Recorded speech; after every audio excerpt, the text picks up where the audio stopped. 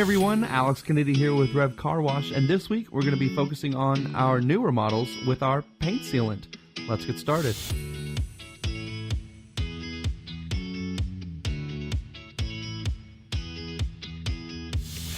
Like the Fade Defy, you'll open the cap and put a dime-sized amount on the foam pad.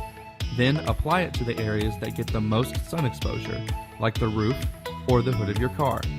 Let it set for a minute or two, and then use the other side of the foam pad to buff the area clean.